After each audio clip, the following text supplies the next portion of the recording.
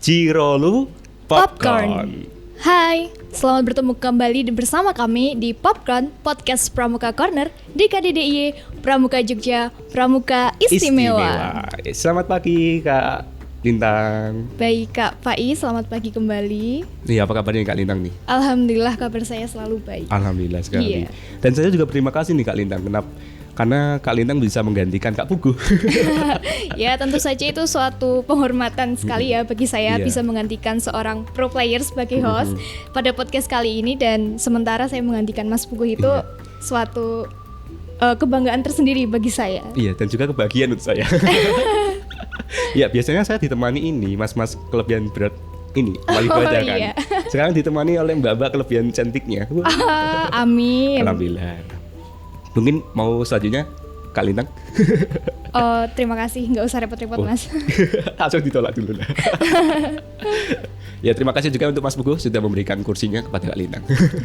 Nah, Kak Lintang, ngobrol-ngobrol nih, kok kita menggunakan pakaian adat Jawa nih hari ini. Iya Mas Pai, kebetulan pada tanggal 21 April kemarin itu adalah memperingati Hari Kartini. Iya. Siapa sih yang nggak tahu sosok Kartini itu seperti apa? Jadi kita sebagai seorang generasi muda harus senantiasa memperingati Hari Kartini, seperti itu. Iya. Oh, berarti lebih ini ya, tema Kartini wanita modern saat ini. Oh ya? iya, tentu Mas Pai. Wanita karir gitu. Iya. Nah, tema obrolan kita kali ini apa sih Kak? Baik, pada podcast kali ini kita akan mengangkat tema mengabdi untuk negeri dan bermartabat untuk keluarga. Wih, sekarang benar-benar memang masuknya wanita karir ini. Iya. Dan ngomong-ngomong nih Kak Lintang ya, narasumber kita kali ini juga adalah sosok yang sangat lekat nih dengan Iya. wanita karir. Iya. Dan juga luar biasa lah beliau nih. Iya. Siapa beliau Kak? Ya, beliau adalah Gusti Kanjeng Ratu Hayu. Iya. Ya, wanita yang sangat menginspirasi dan luar biasa dari daerah istimewa Yogyakarta. Sugeng Rawo Kak Ayu. Matur nuwun, ini saya yang salah kostum Tidak apa-apa. ceritanya. Boten sih Kak. Memang rencana hanya host saja. Oh gitu. Seperti itu, Ya iya. sampun. Mungkin tapi tahun depan lah Kak. Gantilah Iya. ininya. Ganti host. Nah Kak Ayu nih, apa kabarnya Kak Ayu? Baik, matur nuwun. Ya, gitu deh. Ini dengan antara kombinasi WFH dan tidak WFH dan mbuh. Jadi malah banyak pontang-pantingnya. Gitu. Oh, sibuk webinar juga ya Kak? Oh. Betul. Itu biasanya tuh suka dipakai sama andalan. Gitu. Seperti itu. Nah, Kak Ayu, sebentar kok gue gitu terus ya. Nah, Kak Ayu, pasti kan tidak sangat mengenal sosok Raden Ajeng Kartini. Nah, Iya. seperti apa sih Kak Ayu pendapat Kak Ayu tentang Raden Ajeng Kartini? Ya kalau kenalan belum ya Mas. Iya. Beda tahun. Ya kalau memang zaman itu kan kalau era Kartini itu kan sebenarnya ya kita kalau bilang tuh kan masih Trah Hamengkubuwono ke-6 kalau nggak salah. Jadi kalau pangkat Raden Ajeng itu kan memang biasanya ada royaltinya gitu. Iya. Nah tapi memang pas zaman itu ya untuk perempuan memang zamannya susah. Jadi kalau di Keraton Jogja pun pada zaman segitu juga perempuan itu putra dalem, anak raja gitu, itu lebih untuk ke istilahnya dinikahkan itu untuk kayak main catur untuk bangun strategi, menguatkan kekuasaan kayak Iya. gitu-gitulah. Jadi memang nggak banyak have a say dalam perkembangannya. Kalau dulu kan zamannya mungkin karena zamannya masih perang kayak era Hamengkubuwono pertama itu kan banyak pasukan perempuan, panglima perang itu perempuan ada, tapi nggak tahu kenapa semakin kesini mungkin dengan kolonialisme segala macam perempuan itu ditempatkan di belakang gitu. Jadi ya sebenarnya salut sih karena saya bayangke aja itu pasti zaman dimana apa ya ya gitu mau ngapa-ngapain punya keinginan itu ya susah gitu. Makanya kan ya itu nggak boleh sekolah, nggak boleh ini, nggak boleh itu gitu. Lebih terkekang ya berarti perempuan pada saat itu. Ayo sampai sekarang juga masih.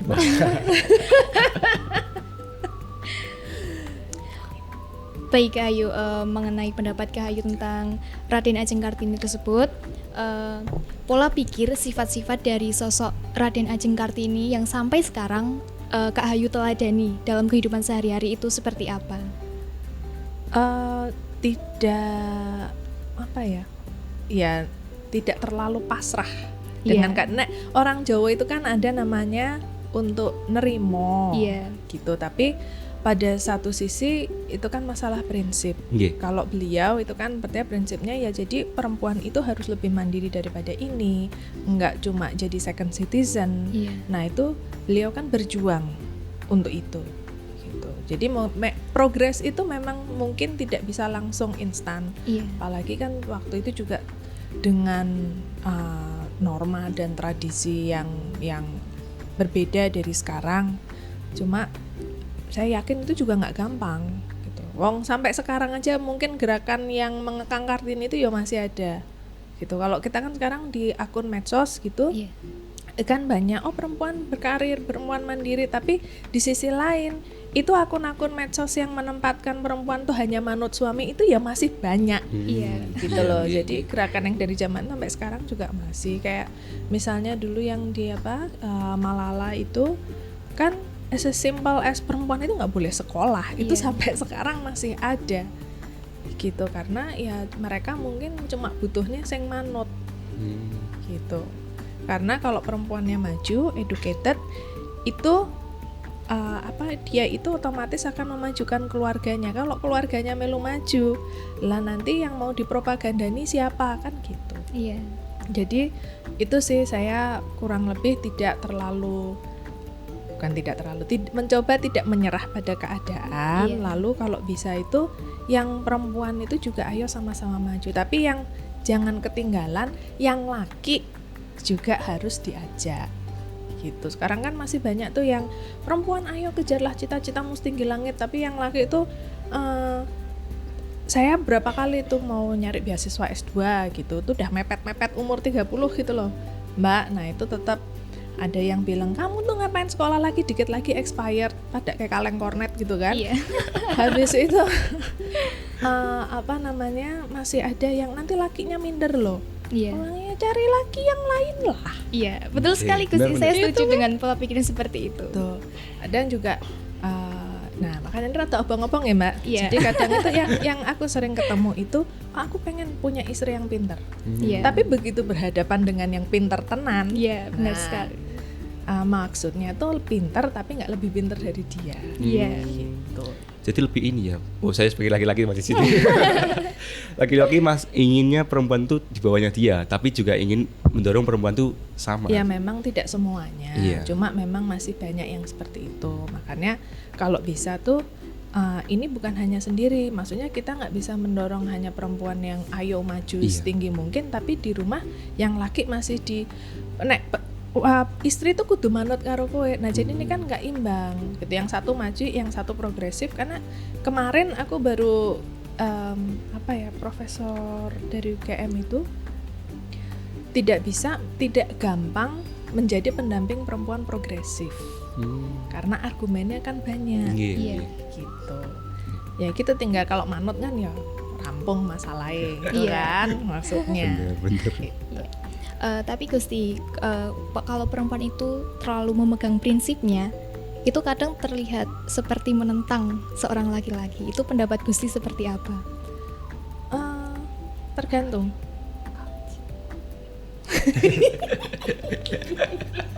Arep bilang ora? Tidak Gusti, silahkan. Oke. Tergantung prinsipnya apa. Sebenarnya kan kalau masalah kemarin aku juga baru bilang kalau masalah kesetaraan gender itu kan bukan terus kita tuh nggak butuh laki-laki, bukan gitu. Tapi aku berharap sih untuk perempuan sendiri itu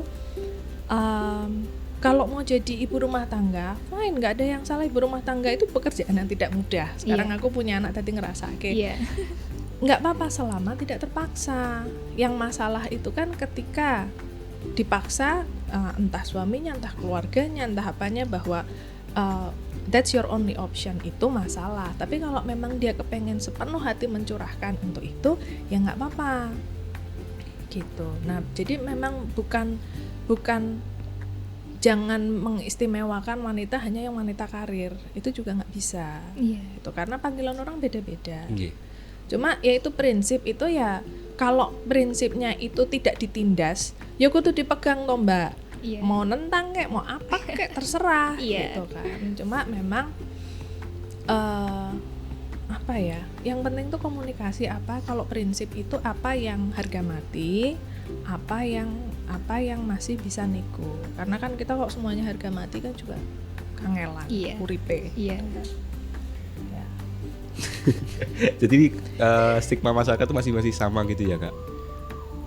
Bukan sama sih, lebih bagaimana ya? Ada yang setuju bahwa wanita karir bisa berkarir, ada yang tetap berpikir bahwasanya wanita di rumah itu ya tetap di rumah aja, jangan kemana-mana. Nah kalau Ngarsa Dalem ke-10 itu memang mengirimkan semua putri-putrinya ke luar negeri, harus nggak boleh bawa siapa-siapa gitu. Tapi ya stigma itu ya ada yang ya itu kok, oke, kejarlah cita-citamu, tapi sebelum umur 30 tetap harus udah nikah. Itu saya dulu juga dikejar-kejar itu, makanya 29 MIPITS itu saya cari beasiswa itu udah ada keluarga besar yang modelnya jangan sampai kamu jadi perawan tua. Terus biar baik kemarin ada juga yang menanyakan kalau Gusti Hayu terus sampai berkarir gini, nanti keluarga gimana? Tapi suamiku tuh nggak pernah ditanyakan itu, gitu loh. Menanyakannya pada Kak Ayu sendiri karena mereka tidak berekspektasi untuk laki-laki itu berbagi peran mengasuh gitu kan. Terus aku ngisi TED Talk, tadi aku baru ngomong itu, ngisi TED Talk itu ngomong perubahan peran perempuan di keraton, itu yang komen tuh modelnya gini loh, yang loh sekarang kan ladies parking udah ada, mau minta apa lagi sih? Ya hello, emang cuma aku lebih pilih nggak ada ladies parking daripada diskriminasi. Iya. Misalnya, tapi kadang masanya bukan stigma, kadang niatnya apik, tapi eksekusinya berubah jadi diskriminasi. Iya. Gitu. Ini kalau belum ketahuan segmennya. Jadi memang aku kan di IT. Itu ada waktu itu aku ketemu dia owner software house. Dia memang cerita sama aku, dia nggak aware, kan aku bilang ini kok nggak ada kegiatan untuk developer perempuan sih. Mereka emang ada apa masalahnya developer perempuan? Ya saya ngomel-ngomel gitu kan. Terus dia baru gini, oh iya juga ya Gusti, soalnya developer saya itu laki semua, gitu kan. Nah kalau saya nerima aplikan yang namanya perempuan, itu langsung auto saya tolak. Kenapa Mas? Aku bilang, lah nanggon aku laki semua, kan mesake nanti di sarang penyamun aku harus bertanggung jawab atas keselamatan anak orang. Dia ngomongnya gitu. Ya aku bilang, lah itu kan diskriminasi Mas. Yang perempuan kan nggak salah, harusnya kamu mendidik yang laki-laki itu, gitu loh. Nah jadi niatnya apik, tapi eksekusinya jadi diskriminasi, itu juga banyak. Iya. Manggut-manggut aja. Sering ya? Iya seperti itu. Saya tertarik dengan cerita Kak Ayu soalnya. Gitu sih, kalau stigma masih banyak. Memang mungkin kalau dibanding zaman dulu jauh lebih banyak yang open, tapi ya masih ada batasan perempuan itu harusnya hanya segini, itu masih. Iya. Baik, untuk menjadi wanita karir dan rumah tangga, terlebih kan harus membagi waktu antara pekerjaan dan keluarga. Itu menurut Gusti bagaimana? Udah nikah belum Mbak? Belum. Oke. Yang paling penting cari suami yang mau berbagi. Siap Gusti. Ini seperti menasihati saya sendiri ya. Asal semangat ini bilang siap-siap itu ya. Nah soalnya gini, kalau aku berpendapat kita kalau urusan di rumah selesai, gitu kan, kita baru bisa fokus di luar.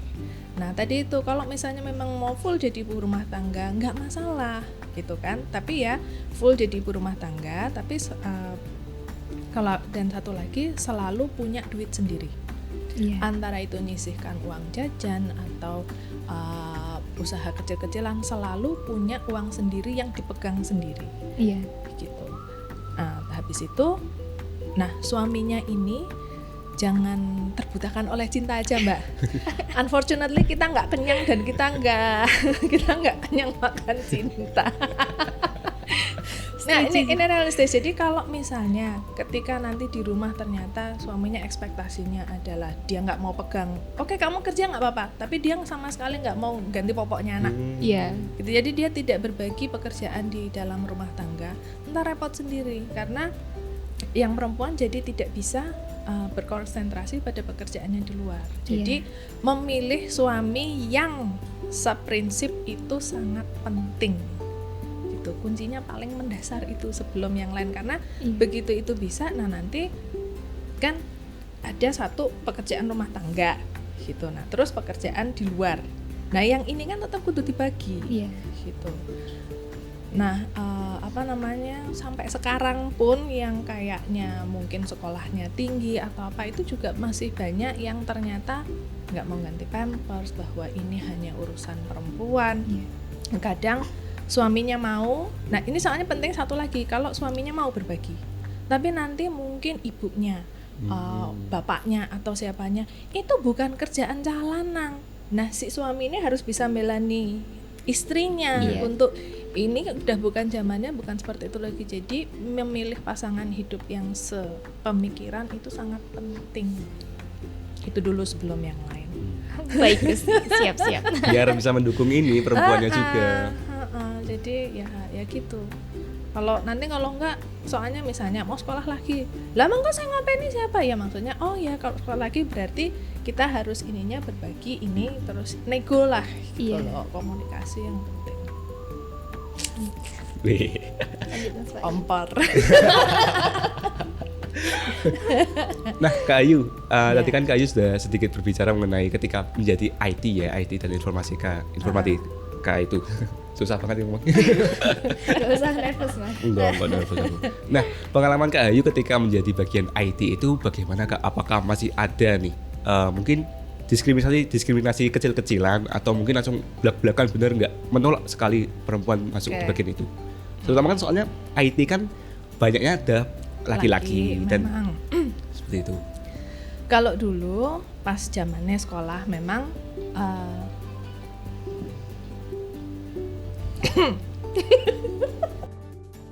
pas zaman dulu sekolah memang kan saya sekolahnya kayak di Institute of Technology. Nah, itu kayak 100 dari satu kelas itu 100 computer science, yang cewek itu cuma 3. Memang. Nah, tapi terus kayak kamu butuh bantuan nggak, butuh ini nggak, mereka tuh they seem so nice, tapi ternyata modus. Gitu loh, Mas. Begitu kita bilang enggak, begitu kita bilang enggak, terus yang sifatnya itu sikapnya berubah. Gitu loh, antara terus sinis lah, terus apa itu. Maksudku kalau emang mau nawarin bantuan, I appreciate it, tapi jangan modus. Maksudnya itu banyak gitu. Karena mungkin ya itu karena environmentnya mereka banyakkan laki. Nah, terus habis itu mereka karena mayoritas laki, jadi banyak di IT company sekarang pun culture-nya itu apa sih nyebut tuh bro culture. Jadi entertainment-nya tuh yang sangat oriented laki-laki segala macam. Jadi perempuan di situ merasa tidak nyaman.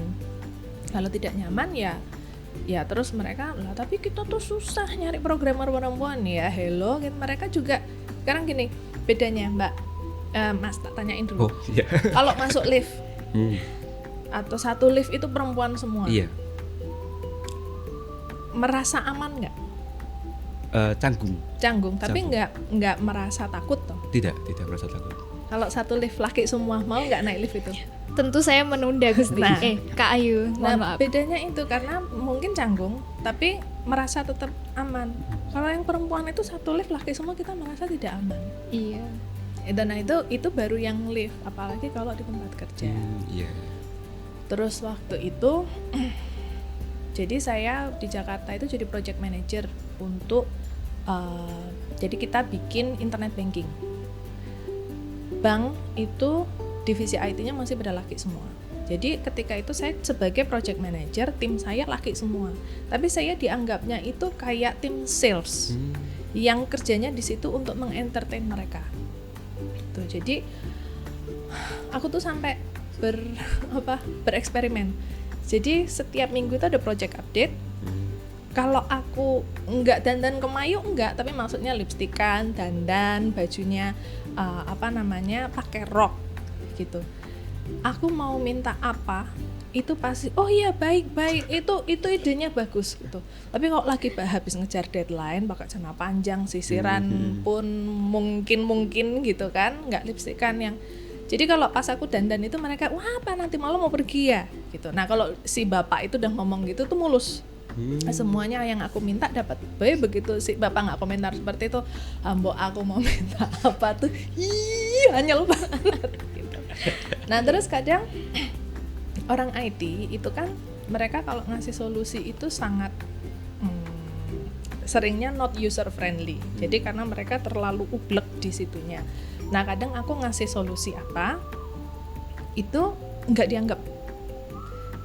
Jadi tapi akhirnya solusiku tak kasihin developerku yang laki, dia ngomong hal yang sama langsung itu idenya bagus sekali. Dari belakang cuma Gemes banget ini sih. ya kayak gitu-gitu. Cuma memang mungkin itu ya semoga semakin kesini semakin banyak itu sih berubah. Iya. Itu aja sih. Ya memang kadang itu juga satu lagi perempuan itu suka merasa karena di situ lingkungannya laki semua, dia harus bersikap seperti laki juga supaya diakui. Nah itu juga kalau bisa ya jangan, karena nanti yang culture di tempat itu tidak akan berubah.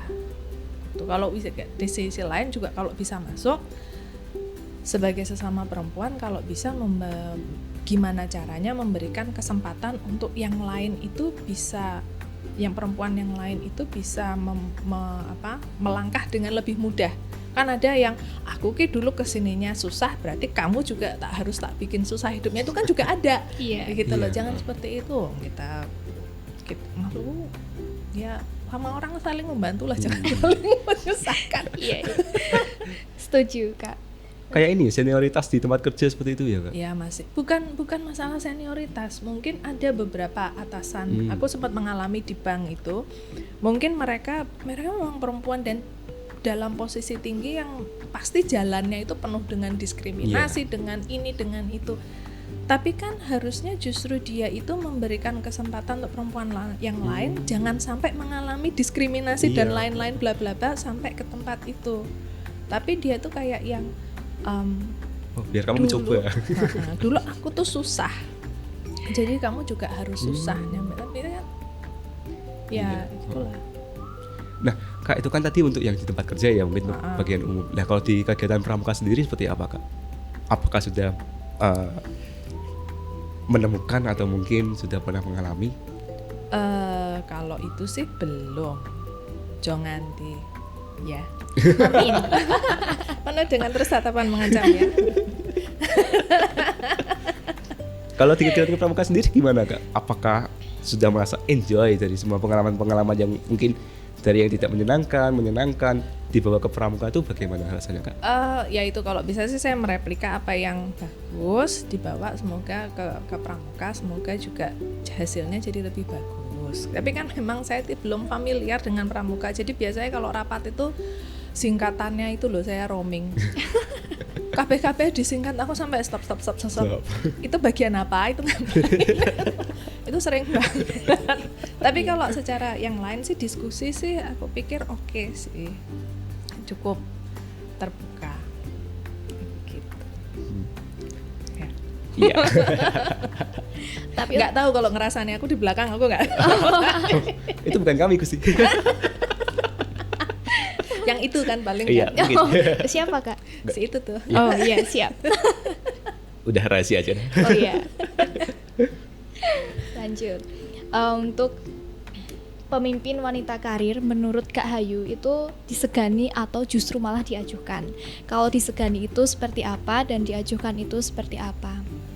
Kalau diajukan mungkin kayak tadi. Jadi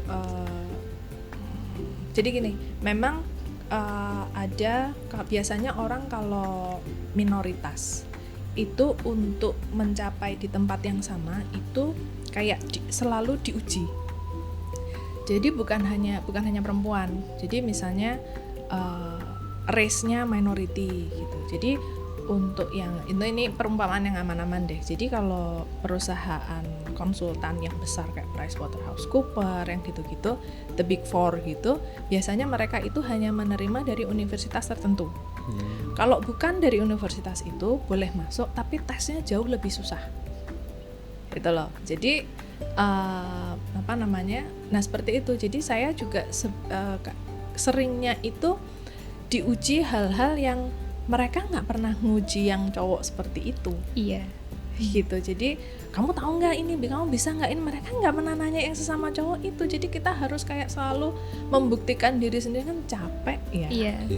Gitu. Jadi itu tapi sehingga kita tuh juga kadang ya biar dianggap, jadi kita harus ekstra hati-hati, kita harus ini, tapi kan ya sebel juga liatnya. Iki sing lanang ora tau ditakoni kok kita bolak-balik salah sedikit disorot ini kayak gitu-gitu.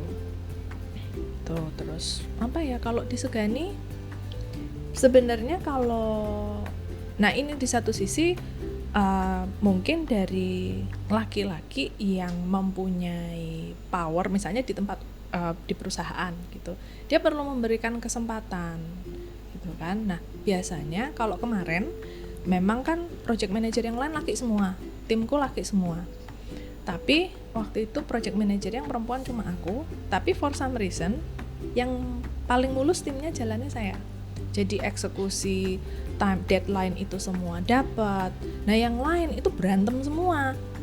Jadi antara project manager dengan timnya patuh terus sampai bos kan memang laki gitu kan. Iya. Akhirnya dari situ saya di situ kan 3 tahun tapi setelah itu saya ngobrol dengan mantan bos itu, habis itu dia banyak mempekerjakan project manager yang perempuan tuh, karena ternyata secara kompetensi untuk jadi manajer oke, dan mengurangi friksi. Jadi akhirnya itu jadi membuka. Nah itu jadi yaitu mungkin bentuk disegani juga bisa gitu. Karena pernah saya ke pokoknya salah satu bank BUMN gitu, memang mereka juga jajaran ininya laki semua, tapi begitu mulai bisa mereka mau nanya apa aku bisa jawab, aku bawa project manager junior yang laki juga gitu. Aku tidak pernah memperkenalkan sebagai bosnya dia, tapi ternyata langsung dianggap sebagai bos project manager. Ya lumayan, bosku terus nggak perlu kesana apa tuh yang dipakai, tapi mereka bisa respect akhirnya. Iya.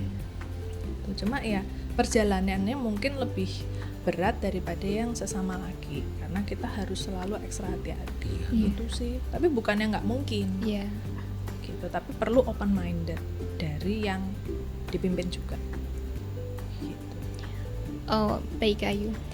Dalam wanita karir itu kan juga menjadi project manager itu kan juga memungkinkan, tapi ada kemungkinan nggak kalau diskriminasi itu sebenarnya datang dari teman wanita sendiri?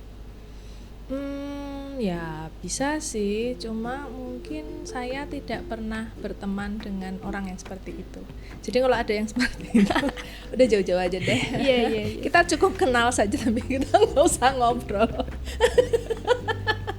Ada sih juga beberapa kali, yaitu menuju 29 aku malah sibuk cari beasiswa, bukannya persiapan mau merit gitu juga.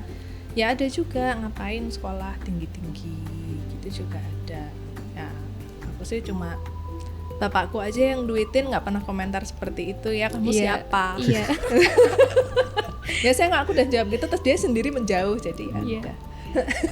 Jawabannya karena sangat mematikan Mas Pak. Iya sih ya. Lanjut. Udah kalah itu berarti ya. Iya. Sekali skak langsung saya angkat tangan. Gitu sih. Udah game over nih. Nah, Kak Ayu, ketika menjadi seorang pemimpin, ketika menjadi pemimpin wanita atau lebihnya wanita karir, aspirasi wanita tuh ditunggukah? Atau mungkin ini diajukan? Misalkan seperti ini, ketika Kak Ayu tadi ya seperti berkomentar ini, tapi tidak ditanggapi oleh pimpinan. Tapi ketika yang ngobrol ada laki-laki harus ditanggapi seperti itu. Lebih sering seperti itu atau bagaimana? Mungkin gini, soalnya dari pendidikan di rumah kita tuh perempuan itu kan seringnya diajari untuk ngomong rosok. Yeah. Jadi harus membuat semua orang itu comfortable. Gitu. Iya. Sementara kayaknya mungkin yang laki itu tidak dihadapkan pada standar yang sama. Jadi aku notice kalau misalnya lagi ini, yang perempuan itu lebih sering nunggu ditanya gitu daripada dia berinisiatif mengajukan. Terus kalau lagi ngomong itu suka kalau dipotong sama yang laki, udah dia diem, enggak, terus maaf saya belum selesai ngomong mas gitu. Ya, jadi karena kita itu banyak disuruh ngomong rosok gitu loh. Nah ini makanya didikan di rumah ini juga harus disadari efeknya itu sampai tua gitu. Jadi kalau yang laki itu juga mungkin standarnya kalau oh dia tuh penuh dengan inisiatif, dengan nanti kalau yang perempuan rese banget deh orang dari kemarin ngomong ide mulu gitu. itu juga ada. Iya. Jadi kadang secara bias itu dihadapkan pada itu. Jadi kalau waktu itu apa ya, kita kalau rapat bareng gitu, nanti tanpa disadari itu biasanya yang perempuan itu langsung berdiri nyepake minum, nuangin minum. Tapi yang perempuan karena mungkin didikannya di rumah seperti itu. Kalau cah wedok itu nah gitu kan. Aku bilang, ini kenapa yang otomatis berdiri yang cewek ya? Oh, yang cowok baru gitu, bukannya mereka nggak mau tapi nggak sadar. Nah habis itu terus baru gantian. Padahal karena kan di situ sebenarnya semua posisinya sama, tidak ada yang bagian ladosan gitu loh. Memang job desk atau ladosan itu nggak ada. Kalau komentar gitu mereka oh iya ya gitu. Tapi jadi kalau bisa itu sebenarnya ditunggu mungkin ya, kalau kita lagi rapat segala macam kan kadang kalau harus ayo toh mbak kamu ngomong toh gitu kan juga agak mungkin nggak ingat, apalagi kalau lagi permasalahan lagi buru-buru. Dan sebenarnya sih mau diajukan mau ditunggu, yang penting bablas aja, say what you have in mind gitu. Jangan menunggu ditanya itu, karena nanti kalau nggak ntar keburu idemu tuh disamber yang lain gitu. Paling gitu sih ya. Nah ini ya lebih sering ini cerita-ceritanya Kak Ayu tuh lebih diskriminasinya banyak gitu ya. Aku sih sebenarnya kapan itu ngobrol dengan komunitas IT yang di sini. Jadi mungkin karena waktu itu aku di Jakarta seperti itu, mereka bilang aku nggak pernah ngerasain kayak gitu ya Mbak gitu kan. Oh ya syukur. Tapi masalahnya jadi gini, kok di sini kan perusahaan IT banyak yang di rumahan. Iya. Nah itu mereka nggak bisa lembur, karena nanti nek lembur terus malam-malam cuma sama yang cowok-cowok nanti digerebek gitu. Dulu ada beberapa yang ini timku kalau quality assurance itu kan biasanya perempuan, karena somehow hasil attention to detailnya itu lebih rapi jadinya, jadi banyak perempuan memang. Itu kan kita ini namanya project IT itu kan sampai jam 4 pagi, kadang saya dulu jam 9 pagi baru pulang, jam 1 siang udah masuk lagi sampai jam 9 pagi. Nah itu mereka kayak di judge orang sekitarnya, pulang jam 4 pagi ini pasti cewek nggak bener. Sampai akhirnya yang nggak kudungan akhirnya kudungan, padahal mungkin juga non muslim gitu kan, cuma di judge sama tetangganya gitu, ini pasti cewek nakal kayak gitu kan repot. Akhirnya ya gitu deh. Saya sih bersyukur untuk yang tapi saya ngalami deh di Jogja. Jadi waktu nggak mungkin karena di Jogja saya ya orang kan googling nama saya udah tahu gitu kan. Jadi mereka mungkin untuk yang sexual harassment yang dilakukan tuh nggak berani. Cuma dari secara nada bicara itu meremehkan, itu iya gitu loh. Jadi waktu itu kita tebak-tebakan, dulu pernah ada game, jadi logo-logo merek itu loh, ada kan game komputer logo-logo merek, logo Nike, logo apa. Nah kita kan waktu itu lagi selo, jadi tebak-tebakan, jadi timku tuh berenam gitu kan, berenam cowok semua, nah nebak sekitar 90% aku dapat gitu kan.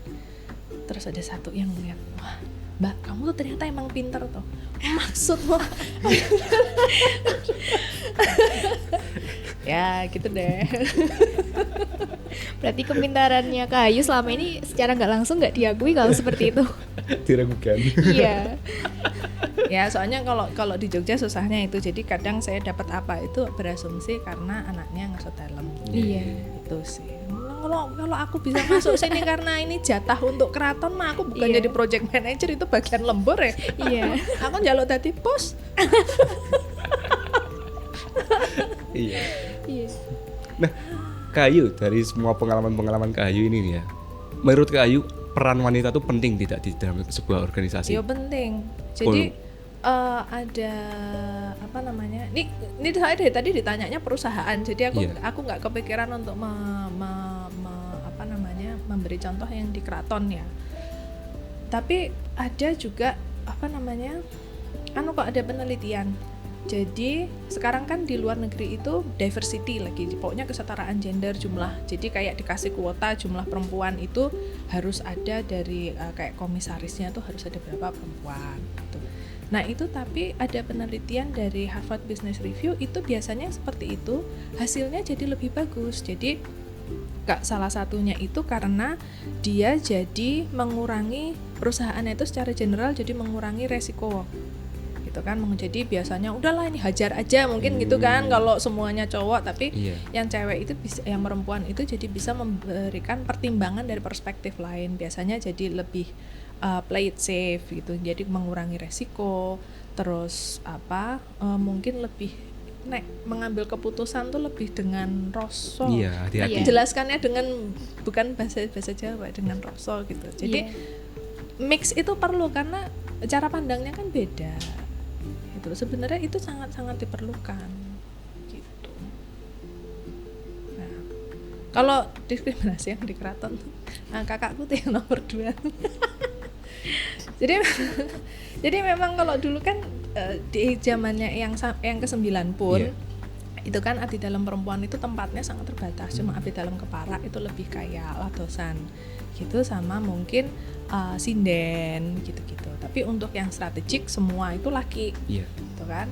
Nah, jadi kalau misalnya ngarsa dalam, terus di bawah, misalnya ini perumpamaan gubernur, terus bawahnya kan ada kepala dinas gitu. Nah, kedinasan ini yang jadi kepala dinas itu secara turun-temurun dari dulu itu dijabatnya oleh putra dalem yang jumeneng, anak sultan yang jumeneng. Jadi kalau zamannya era yang Sinuhun ke-9 itu ya romo-romo gitu. Nah, ngarsa dalem ke-10 anaknya perempuan semua. Jadi ini jadi ada kayak ada lirgumante dari reformasi birokrasi gitu. Kepala dinasnya ya putri dalem yang jumeneng sekarang, karena kan memang ya namanya monarki kan masih seperti itu. Nah itu akhirnya kakak saya itu jabatannya mungkin kayak sekda gitu, yang di Panitropuro kakak saya nomor 2 itu. Dulu kan Romo Joyo adiknya bapak, terus Romo Joyo Seto memang yang sudah ditunjuk menggantikan, Romo Joyo sudah menetapkan yang menggantikan beliau adalah Mbak Condro Kirono. Tapi bawah-bawahnya itu protes. Satu mereka ngomong, satu lebih muda, kedua perempuan gitu. Nah ini kenapa peran laki-laki diperlukan, karena Ngarso Dalam bilang saya rajanya, nek kamu gak mau ya wes metu saka keraton, selesai gitu. Jadi ini kenapa peran laki-laki yang punya peran, yang punya kuasa itu juga penting untuk appreciate bahwa masalah kesetaraan gender itu juga masalahnya laki-laki. Kekerasan dalam untuk perempuan gitu, kekerasan terhadap perempuan kita udah digebukin, masa kita harus makin solusi gitu loh. Nah harusnya kan yang laki-laki tuh, oh ini masalah sesama laki-laki itu sering menyakiti perempuan, ini masalah kita, itu perlu perspektif seperti itu perlu gitu. Ngompor ya mas ya? Iya, nggak apa-apa. Kita lebih sering kompor juga. Oke, Tapi sip. opor. Saya cuma ikut-ikutan. Ikut-ikutan nambahi. Iya. Nah, Kak Ayu nih sebagai wanita ya, tidak berbicara wanita karir, tapi tidak berbicara wanita rumah tangga, tapi sebagai wanita bagaimana Kak caranya untuk mengabdi bagi kemajuan bangsa dan negara? Kira-kira dari Kak Ayu sendiri seperti apa? Kalau mungkin gini, karena kalau saya dengan background keluarga, saya tidak punya pilihan lain. Saya tidak punya pilihan lain. Jadi Dulu itu pernah ya, saya karena S1 di luar negeri ya sempat mengajukan pertanyaan sama Ngarso Dalam, boleh nggak kalau kerja di luar negeri. Waktu itu Ngarso Dalam jawabannya, kalau untuk pengalaman kerja boleh, tapi semua anaknya bapak itu harus pulang ke Jogja untuk berkontribusi. Selesai masalah di situ. Nah, sebenarnya banyak cara. Kalau kami kan perempuan semua berlima, ibu juga, kita tidak punya pilihan menjadi ibu rumah tangga. Itu tidak mungkin. Itu sebuah luxury yang kami tidak punya. Yeah. Jadi kalau aku sih, kalau mbak-mbak itu kan banyak, Mbak Mangku kan kegiatan sosialnya juga banyak, organisasinya juga banyak, kakakku yang nomor 2 juga gitu kan. Kalau saya lebih seneng di belakang layar, obong-obong dari belakang layar. Memang kebetulan di Keraton divisinya kan IT ya, IT dan dokumentasi. Jadi aku lebih, kalau misalnya mbak-mbak butuh apa dengan segala kesibukannya, tak tandangi yang di Keraton, gitu, tak bantuin. Jadi kita berbagi lah. Tapi itu in general. Kalau saya pribadi prinsipnya cara saya mengabdi itu dengan mengabdi di Keraton. Karena Keraton Jogja itu kan dulu sumber budaya Jawa. Iya. Budaya Jawa adalah salah satu identitas Indonesia. Nah, kalau keratonnya sampai nggak ada, kemungkinan besar Indonesianya juga mungkin suatu saat akan kehilangan arahnya. Gitu. Jadi sebenarnya nggak harus yang langsung tingkatnya nasional gitu. Kadang kan orang kan pengennya agent of change langsung segede apa. Tapi kalau kita tidak memulai, kalau kita tidak memberikan perubahan pada komunitas terdekat, nggak usah ngomong gede dulu gitu. Jadi yang kecil dulu aja. Jadi kalau ditanya berkontribusi untuk bangsa, mungkin aktif di lingkungan tetangganya gitu kan. Sekarang kan banyak, misalnya kalau tetangganya masih pada suka buang sampah di kali gitu, dengan dia campaign jangan ini jangan itu kan juga sudah berkontribusi untuk negara yang lebih bersih. Gitu. Nah, nanti kalau sedikit lebih banyak yang ikut, nah itu baru bisa jadi efeknya lebih luas. Tapi kalau nggak usah ngomong besar, kalau yang kecil aja nggak bisa. Jadi juga jangan aku mau isone ngene, kita tidak pernah tahu. Ini aku baru merasakan ketika mulai sering diminta ngisi acara ya. Jadi yang wah Gusti Ayu saya tuh kagum sekali gitu. Banyak suka gitu kan. Aku yang langsung opone gitu. Inspiratif sekali maksudnya apanya. Jadi kadang kita itu terlalu kritis sama diri sendiri. Aku kadang sama gini, Mbak, iki toh masa katanya begini gitu kan, halah kok masaknya banget toh Mbak, gitu. Kowe ngono ya gitu. Nah, makanya aku ya juga gumon. Jadi jangan mengecilkan diri sendiri kayak aku cuma bisanya gini, karena kita tidak tahu siapa lagi yang sebenarnya terinspirasi. Itu ya. Nah, Kak Ayu sendiri melihat kondisi saat ini ya, Sri Kandi Muda kita saat ini yang masih sekolah, SMA, SMP maupun kuliah. Nah, menurut Kak Ayu itu seperti apa? Karena kan tidak bisa kita pungkiri, mungkin tapi tidak menutup kemungkinan ya semuanya seperti ini. Semangat RA Kartini itu semakin lama semakin menghilang. Bagaimana Kak untuk memupuk kembali semangat RA Kartini di masa kini, terutama Sri Kandi Muda kita? Sebenarnya kalau yang perempuan, aku pikir sekarang awareness untuk kayak bahwa kayak gini nih pelecehan, kayak gini kalau sekolah tuh ya yang tinggi-tinggi, itu sebenarnya untuk yang perempuan sekarang sudah jauh lebih maju. Yang laki yang suka nggak nututi itu sih.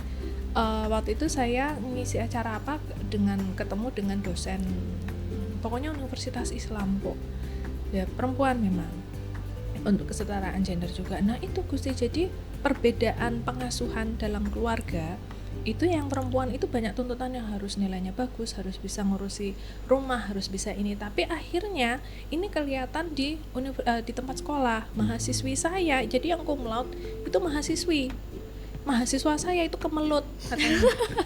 Ini yang ngomong bukan aku, langsung wah ada istilah baru Prof. Gitu kan. Nah jadi ya itu tadi sebenarnya kalau yang perempuan-perempuan itu aku pikir sudah banyak yang lebih aware bahwa harus maju, harus progresif gitu. Cuma memang juga yang kadang itu terus, aduh aku capek sekolah, aduh aku capek kerja, aku mau nikah aja. Itu yang halo, iki emang kamu pikir nikah masalah selesai enggak yo? Saya ngono nambahin masalah. Tambah banyak masalahnya. Iya. Karena terus kan ya mungkin pada usianya itu kan kalau apa namanya ya kebayangnya kalau pacaran tuh kan manis kadang gitu kan, jadi itu nikah akan seperti itu, mungkin pikirannya masih kebanyakan nonton drama juga bisa gitu kan. Cuma kan kalau aku kadang kan juga kalau enggak yang apa namanya, oh memang sih dia begini tapi saya pasti bisa ngubah. Aku pikir, aku maksudku kita itu masalah itu dalam hidup sudah banyak, kenapa harus nambahin? Cari tuh yang bisa meringankan, bukan yang malah nambahin masalah. Karena dengan ya gitu kayak udah capek mau nikah aja, kayak itu solusi instan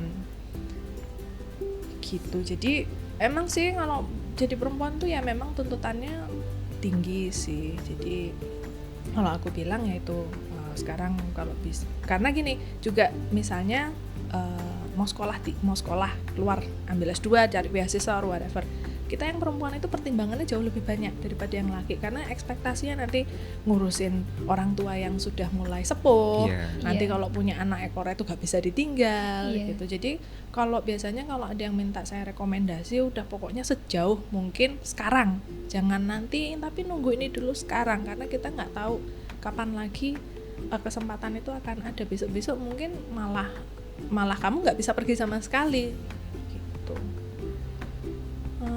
Itu sih kalau aku pikir sih untuk progresifnya sudah jauh, persentasinya jumlahnya sudah jauh lebih banyak. Cuma ya mungkin itu karena dengan media sosial itu kan semua orang punya panggung. Nah itu untuk hati-hati mana yang diikuti. Apalagi kalau lagi heartbroken gitu kan. Kalau lagi heartbroken terus kadang itu terus nggak pilih-pilih yang mana yang diikuti di medsos, pokoknya kayaknya quote-nya tuh bagus-bagus, nah itu yang dituju, tapi kita nggak, itu bener apa enggak gitu loh. Itu sih. Update status di WA, habis itu buaya-buaya datang. Mancing nih itu. Mas Pai pasti pengalaman nih. Pengalaman melihat, bukan melaksanakan. Baik Gusti, baik Kak Ayu, untuk pendapat Kak Ayu tentang media sosial itu berdampak negatif apa positif terhadap perkembangan generasi masa kini dalam meneladani sifat dari seorang Kartini? Kalau aku sih masalahnya gini, kalau medsos itu kan dia tools ya, jadi ya kayak peso, bisa untuk masak kenyang, hidupnya enak, atau ngemateni gitu kan. Tinggal gimana pakainya. Masalahnya itu tadi, semua orang sekarang dapat panggung, baik yang ngomongnya bagus maupun yang ngawur. Iya. Nah itu tadi, di satu sisi akun yang mengajarkan kalau misalnya pacaran yang sehat, source kalau mau mempersiapkan karir di awal itu untuk A, B, C, itu banyak sekali. Perempuan harus punya financial knowledge gitu-gitu tuh banyak. Tapi ya gitu, yang mempromosikan kalau udah capek kerja nikah itu ya banyak, gitu kan, mempromosikan pernikahan dini banyak. Habis itu yang mempromosikan mendaftarkan kayak mempromosikan poligami tapi dengan anak-anak underage itu juga banyak kan. Jadinya semua itu dapat panggung. Nah masalahnya medsos itu kan tergantung algoritma. Jadi kalau kita follow satu, yang lain yang disuggest adalah akun yang mirip. Nah cilakan nih kalau salah ikut akun, karena akhirnya isinya ya yang sama dengan itu semua. Makanya kan kita itu generasinya sekarang agak generasi yang udah mulai familiar dengan medsos itu, jadi tidak kurang bisa menghargai perbedaan pendapat. Karena yang kalau lagi slow medsos, kalau lagi ini medsos, itu semua orangnya yang satu pendapat, sehingga kurang tereksposur oleh orang itu macam-macam. Jadi antara mereka dan kami itu jadi semakin besar karena kurang bisa appreciate perbedaan pendapat. Itu sih. Iya. Ih, apalagi ini ya di Facebook gitu ya. Komen-komen Saya nggak gitu. main Facebook, Mas. Segmennya beda-beda. Kalau yang Instagram kan lebih mudah. Iya. Kalau saya pernah ditanya untuk akunnya Keraton Jogja. Jadi kalau nyasar di IG itu kita emang nyasarnya anak muda. Jadi kita bikin mereka tertarik dulu dengan foto-foto. Nah, nanti hopefully mereka ikut. Nah, kalau yang di Facebook itu penuh dengan bapak-bapak aneh. Iya.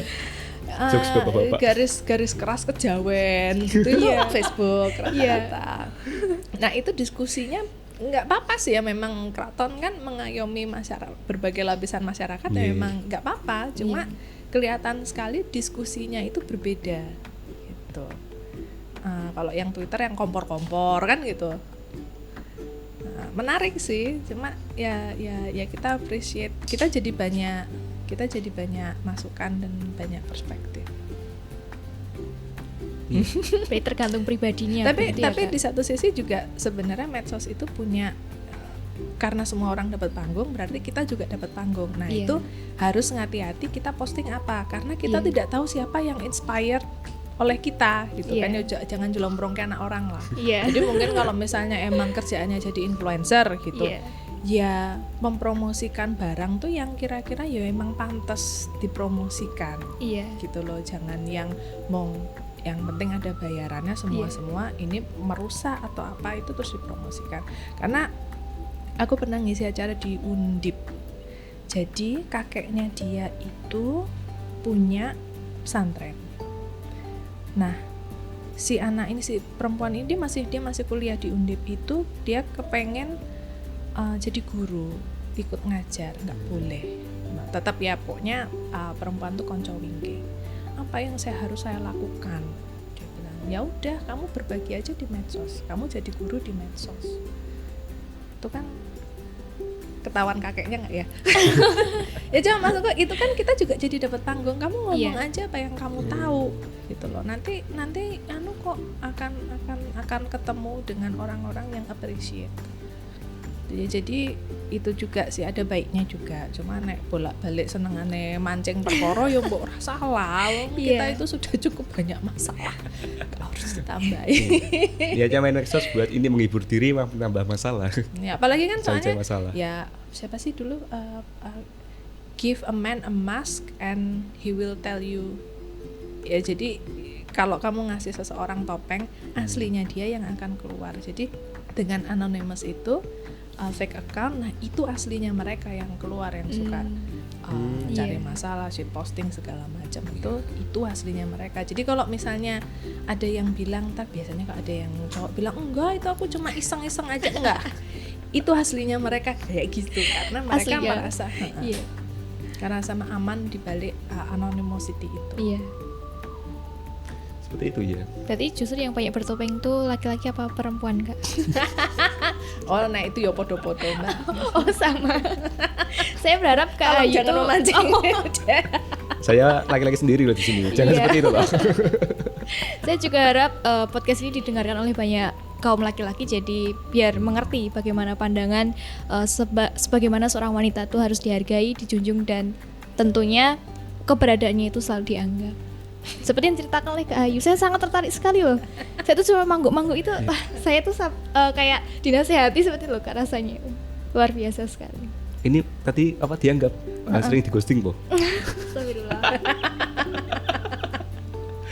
Enggak Kak, enggak. Enggak kan? Iya. Ya semoga jangan. Saya nggak ghosting loh. Saya enggak tanya Mas Cuma Faiz. bilang aja sama yang perempuan lain. Nah Kak Ayu, adakah saran atau mungkin pesan-pesan untuk serikandi-serikandi muda kita pada saat ini? Ya itu tadi, jadi kalau menentukan kamu pengennya apa, itu dikejar. Jadi orang lain akan selalu memberi batasan untuk kita. Nah itu tinggal kalian yang menentukan batasan itu worth it atau tidak. Atau mungkin kalau misalnya batasannya ngasih orang tersayang, kira-kira orang tersayangnya perlu dicolke atau ya itu dilakoni. Tapi masing-masing itu kan pilihan, ada trade off-nya. Tapi kalau bisa selalu pikirkan apa yang kalian mau. itu dikejar. Jadi itu milih pasangan itu benar-benar dilihat, kan?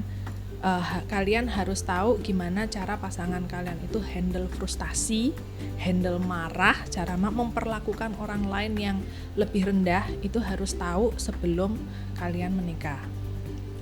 Habis itu selalu punya pegangan uang sendiri, karena unfortunately rumah itu tidak selalu menjadi tempat teraman, kan? Jadi harus punya uang sendiri. Apalagi ya, kalau sudah punya keluarga, pastikan kalian membesarkan generasi laki-laki yang berikutnya itu lebih baik dari generasi yang sebelumnya. Kira-kira dibayangkan lah, nek kamu punya suami kayak gitu, atau kamu punya anak perempuan punya suami kayak gitu, mau nggak? Kalau nggak, ya kira-kira berarti harus segera disesuaikan. Sebenarnya simple as that. Jadi mungkin pesannya kepada yang Sri Kandi itu berarti yang lanang apa? Ya untuk para yang cowok-cowok, bahwa masalah kesetaraan gender, emansipasi itu juga masalah laki-laki. Kan banyak juga ekspektasi masyarakat yang laki-laki itu harus begini, harus jadi kepala keluarga, harus itu jadi memberikan beban tersendiri untuk kalian. Dalam satu keluarga, yang penting itu antara perjanjian suami istri. Perkataan orang tua, tetangga, orang lain itu irrelevant. Yang penting berdua komitmennya seperti apa. Yaitu kalau melihat perlakuan tidak adil kepada perempuan yang dilakukan oleh sesama laki-laki, diingatkan. Di stop, diingatkan, berikan kesempatan pada perempuan yang untuk ngomong. Kurang lebih seperti itu saja. Yes, pesan-pesan yang luar biasa ya, sangat menginspirasi juga. Iya, sangat luar biasa. Sangat menginspirasi saya. Kenapa kata-katanya di copy Anda? Hah? Kata-kata saya di copy Anda tadi. Iya, nggak apa-apa.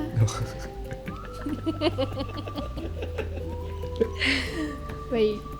Nah, mungkin itu dulu Kak Ayu. Terima kasih sudah membersamai kami ngobrol-ngobrol tentang ngompor-ngompor. Iya. Bisa dilanjut di segmen belakang. Lanjut segmen rasan-rasan. Di luar ini Kak, jangan di sini. Nah, baik teman-teman, mungkin itu adalah obrolan kami bersama Kak Ayu mengenai wanita karir mengabdi untuk negeri dan juga bermartabat untuk keluarga. Dan tentunya luar biasa ya tadi obrolan-obrolan kita tadi ya. Iya. Saya harap juga bagi para penonton yang di rumah yang mendengarkan ataupun menonton podcast ini bisa menambah pengetahuan dan menambah semangat diri untuk selalu jangan pesimis dan untuk selalu memberanikan diri untuk selalu tampil di depan, karena memang emansipasi wanita itu sangat patut untuk dihargai, nggak hanya laki-laki. Begitu ya Mas Faiz? Iya. Jadi gender equality adalah harus dijunjung. Adalah harus dijunjung, tetap harus dijunjung. Iya. Seperti itu. Tentu. Iya. Terima kasih pada teman-teman yang sudah menyaksikan kami dari awal sampai akhir. Nantikan update selanjutnya pada media sosial kami di website Wardah.DIY dan juga DKT.DIY, dan tentukan podcast selanjutnya. Iya. Cukup sekian dari kami. Di media sosial kita, apa Kak namanya? Apa? Akun YouTube. Oh iya. DKT.DIY. Iya. Jangan lupa subscribe ya teman-teman. Jangan lupa subscribe, like, and comment. Iya. Terima kasih. Sampai jumpa di episode selanjutnya. Bye-bye.